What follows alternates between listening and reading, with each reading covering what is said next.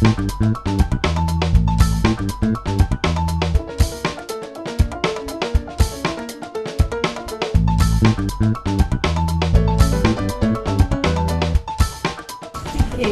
just to say, there are some members of the English Ice Hockey Association here, so I was wearing my helmet. It was correctly fastened, and it was a freak accident, which the plastic surgeon will fix for me tomorrow, I'm told. The other thing to say is that I can't actually hear very well, so if you do want to heckle, please feel free. As Sally said, I joined the Sport and Recreation Alliance about 18 months ago, and previously I worked as a headhunter, and that's left me with the misfortune of being very, very passionate about governance, having the right people in the right places and having the right structure to be able to deliver the mission and vision of an organisation. Linked to that, having participated in sport at the kind of club level right the way through to the international level, I've got a very small window on how governance has worked within my own sport, which may be very, very different to a lot of different sports, but it has left me wanting to really make a difference and get to a place where sport is delivering to the level that it really should be. And this has all led to the development of the Voluntary Code of Good Governance. So what is the Code of Good Governance? It's a tool to help boards perform their role. It's got 7 basic principles in it. It suggests practical considerations and thinking points. It's a voluntary code, so it's not mandatory, it doesn't link to public funding, and it's not a one-size-fits-all. It should be a dynamic document which is able to be changed by organisation, and organisations should be able to pick it up and make it fit. The final point there is it's created by the sector for the sector, and I'll talk a little bit about how we went about creating it, because it's not something which is going to be imposed on you, it's something which has grown from our membership upwards, and that's quite key. So why did we create it? Obviously because I'm really passionate about governance, and I thought it was a great idea, but also because we had a lot of members calling us and asking some of the questions that have been asked today as well. What is good governance? What are we aiming for? What does a good board look like? And trying to answer those questions can be quite difficult, but it also can be quite easy. There's a lot of information out there already in the private sector, in the public sector, relating to companies, relating to charities. There's lots and lots of good practice out there, but sometimes there is a real disconnect between the terminology that they might be using. They might be talking about trustees, they might be talking about shareholders, but there are also some very key things about sport governance that I think are quite different, and believe me, coming from previously being a consultant where every sector says we're different, you kind of start to think, well actually no sector's different, but I do think sport governance can be quite different. For a start, you're grappling with some of the issues that people have already raised. You've got participants and you need to try and get their views coming through. There's a real question mark about whether getting their views coming through via board level is the best way to get those views, and there might be different mechanisms in place you want to think about. Again, you've got athletes, heroes, medal winners. How are you going to recognise that? How are you going to get their thoughts onto the board? Would it be through a board position, or would it be through different mechanisms again? You've got sporting heroes, and we all have these. They are the people that Tim referred to earlier, and Toby's referred to, that run around and do everything, and the sport or recreation really relies on them. How do you recognise their contribution and achievement in a suitable way? Do you give them a board position, or do you upset them by not giving them a board position? How do you manage that? And that can be quite challenging. So there's a couple of reports up there that really kind of sparked it, as well as our members giving us calls. The Deloitte Investing in Change report looked at one vision. So if we're looking at where we're going in terms of good governance, have we got a vision? What are we aiming for? We've got tick lists everywhere, we've got policies that we can try and put in place, but actually what are we aiming for? So hope this goes some way, hopefully, to answering that. We had Tim's inquiry, which said we really need to get our house in order. We've had lots of work done on red tape and bureaucracy by our policy team, and I'd be a fool if I was standing here saying let's put more bureaucracy in. So this is really, as Sally said at the very beginning, an attempt to stop bureaucracy coming in. If we can't start to demonstrate as a sector that we are taking governance seriously, the Sports Minister or government are going to come in and start to mandate things, and they're going to start to say you should have X number of people on your board, and you should have people from this area, people from that area. And that kind of approach, they may just be looking at the one or two big governing bodies that wouldn't necessarily be suitable for you or your organisation. So this gives you a way of being able to design a governance structure that works around the principles, but really fits your organisation and isn't something that's imposed. And as I've said, the National Council for Voluntary Organisations do a lot of work on providing governance support, and they found it really difficult to try and relate that to our sector. And so we hope that this code does that. I said earlier that it was created by the sector for the sector, and this just takes you through how we went about creating it. We have a governance stakeholder group. A couple of them are in the room. They represent a cross-section of our members. We spoke to them about what they think the principles of good governance are within the sector. We pulled together partner organisations, a man from UK Sport, Hilary from Sport England. We spoke with Birkbeck, the British Olympic Association. We talked to them about what they think good governance looks like. We then put out a kind of draft set of principles, and I was really surprised actually, because when you say to people we're going to do a governance consultation, you kind of get a look of really. But it really sparked some debates, because we put some things in there that people have emotional responses to, things about having an independent chair or having independent board members. It's really emotional because suddenly someone realises that they may not be able to sit on a board anymore if that stays in the code. So we had some really, really lively debates, and what we did was reworked the principles based on the feedback that we have from you and from our wider membership. We then spoke to the Sports Minister and said, listen here, we are, sorry, that's terrible. We're doing something. We're doing something about governance. So back off and give us a chance to do something about it before you come in and regulate. And he's endorsed the code and said he thinks it's really a positive step for organisations to be taken forward. So you're all lucky enough to have a copy of the code in your pack, and it does run through the principles, and I've just flashed them up on the screen here. Now I will say that they're not groundbreaking principles. These kind of principles have been out there for a very, very long time, going back to Cadbury and before that. But they're principles that we have tried to relate to you as the organisations in the sport and recreation sector. So we're talking about acting as guardians, and I think that's a phrase that all of us perhaps are familiar with, but what does that actually mean in terms of your board and how they should act? We talk about defining, evaluating the role of the board, quite an interesting response in terms of boards evaluating themselves. Vision, mission and purpose. Objectivity. This is the kind of contentious principle about, do you go for independence? What does independence mean? Does it mean completely outside sport? Does it mean some experience of the sport? Does it mean having played the sport? Does it mean not having played the sport? You know, there are lots of questions there about what independence means. And what we're actually trying to get at is, have you got objectivity? Have you got people on the board who are making decisions for the organisation's sake and not for person's sake? We've also kind of adapted some of the principles there. You've got standard systems and controls, which I know and I hope Tim will be happy to see up there as a principle.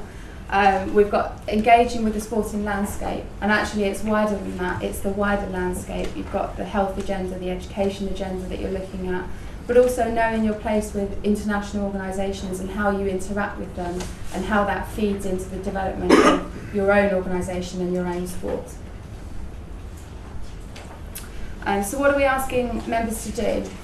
We're asking members to sign up to the code. We're not asking you to go through and tick everything in it or commit and say that you are doing everything or you're going to do everything. What we're asking you to do is to sign up in an aspirational way, that you agree that the 7 principles that we've laid out with you are the principles that you should be aiming to achieve, and to use it as a kind of blueprint of, well, what does integrity mean for our organisation? How are we going to evidence it? How are we going to show it? What does objectivity mean? How are we going to evidence it? How are we going to show it? So it's taking those principles and bringing them to life for your organisation. We're not going to come in and regulate how you're doing, but we are going to be there to support you and to help you with it.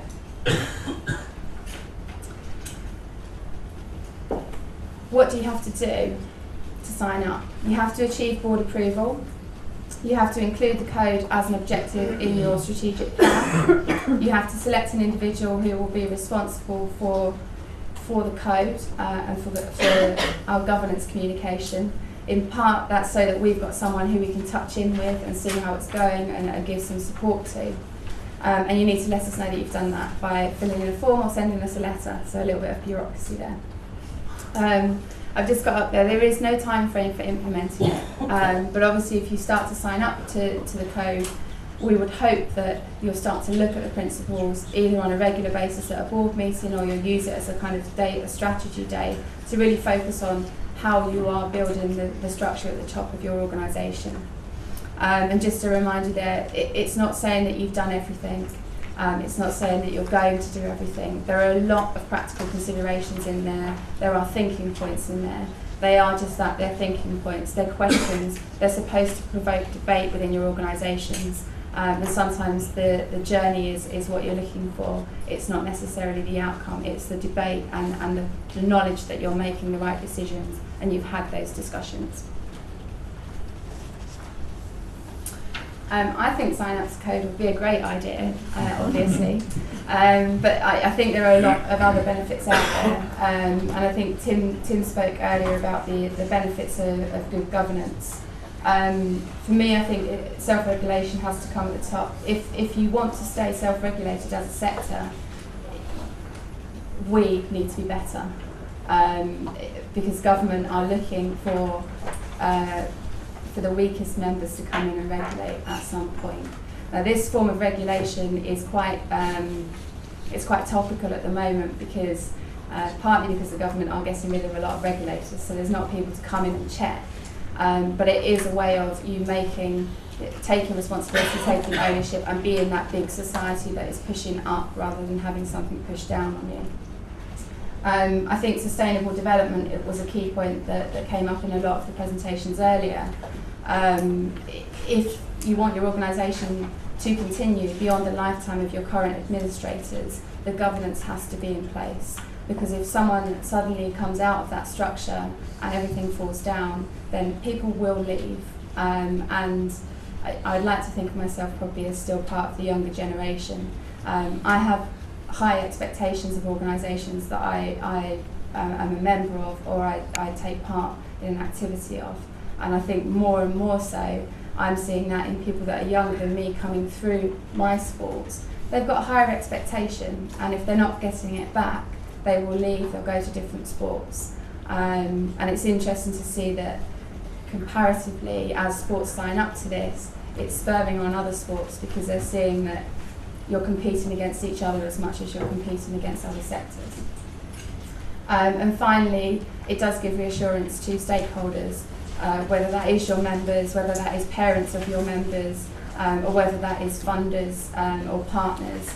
It does give a way of you being able to demonstrate that you're taking governance seriously and that you are going to make the environment safe to reasonable level. My accident was an accident. So here's some of the organisations that have already signed up.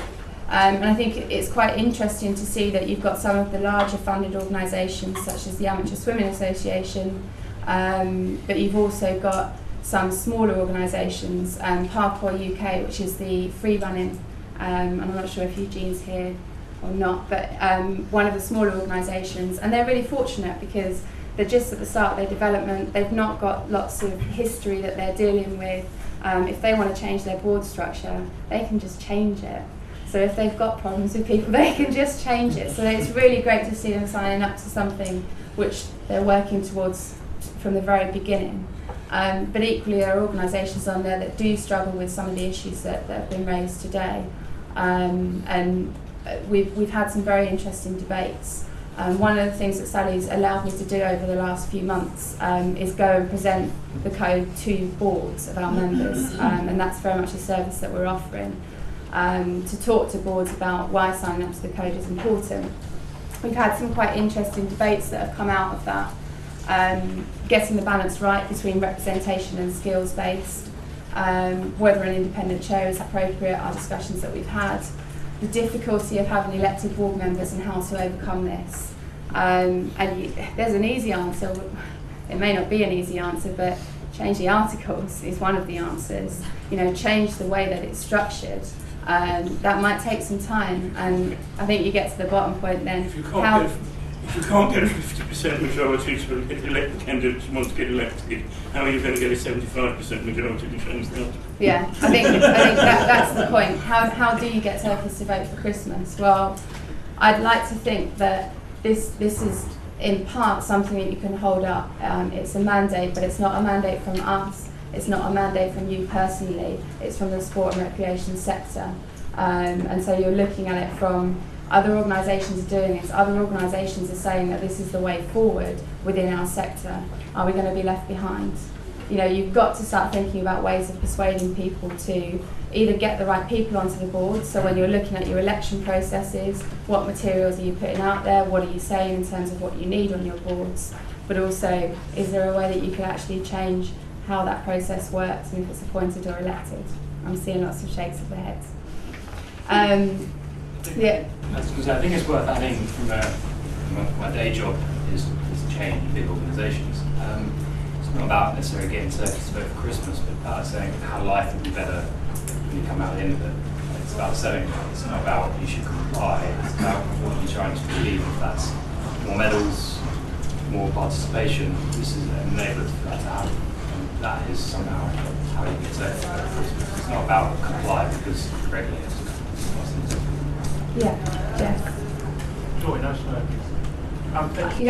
Just out of interest, just to play devil's advocate for a moment. I thought you might, Jeff. Yeah, sorry. We don't love press regulation, self-regulation of the press, do we? We get pretty upset if corporates said we don't want independent auditors anymore. Why are we so afraid of independent regulation? My personal view is that the best people to regulate sport are sport. Because your environment. Record. Look at FIFA. Well, no, FIFA are not the greatest examples.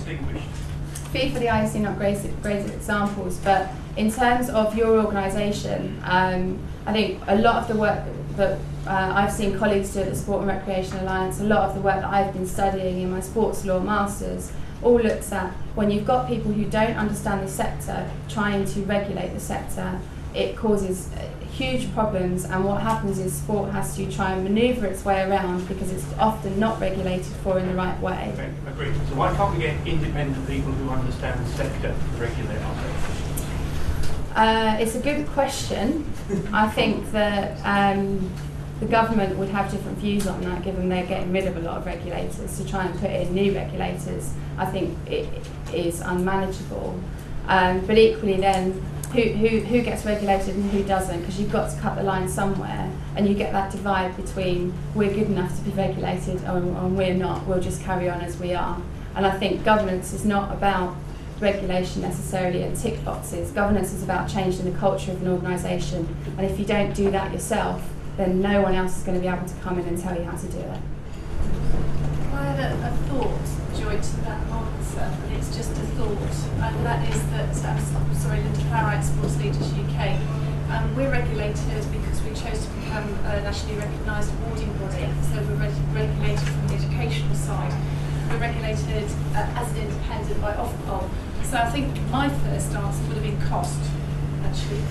Why do we want an independent? Some years ago, I think it was 2004 when we decided to go this route, we had 26 staff, and I, on just a real approximation, believe that they increased our staff team by 9 personnel in order to comply with that regulatory process. Because, as Joy, you were saying, it was an element of a system fits all, and I think that's one answer would be there. I'm not actually necessarily against the principle of what you're talking about, Jeff, but I think that even Ofqual has now gone to a self-assessment basis. So I think there is, I do support the principle of we are in the right place to be able to regulate our work. And I think in that particular example, we would be able to do it more sympathetically to the actual outcomes that we're trying to aim to as an organisation. I'm sure there's others that are in the same situation. Yeah, I think it's a difficulty of measuring governance that, you can have a list of policies that you have to have in place, and we can all put those policies in place. That doesn't necessarily always result in an organisation having good governance. It's about the culture of an organisation, and how you can measure and regulate that is very, very difficult. And obviously we talked about public funds, and there needs to be something in place to be able to try and account that. But this tries to get down to making organisations step up and take responsibility and change the culture. And I think until we do this step, having an external regulator will never really get to the heart of the problem. Hi. Can I just develop that and think about the KISS principle, keeping it simple here? I mean, in a sense, the sports councils have become, well, they're not independent, they're government regulators, but we're all going through assurance processes with them as well. Yeah. And you're operating a third one here. Well, somehow we've got to keep this simpler, because the amount of time we all spend in, if you like, ticking the boxes is very significant, particularly if you're involved with small organisations. I'm involved with both, the big and the small. And it's becoming very, very onerous. And I see a lot of overlap between the code and the assurance systems, the sports councils, and that I think needs to be addressed. I absolutely agree, and trust me, I am not standing here putting something else on your plate to do. This should be an overarching vision. It should sit across the top of what you're doing in the self-assurance process. It's not there as an extra thing for you to do, and that's why we work with UK Sport and Sport England on developing the principles to make sure that they're covered in that self-assurance process.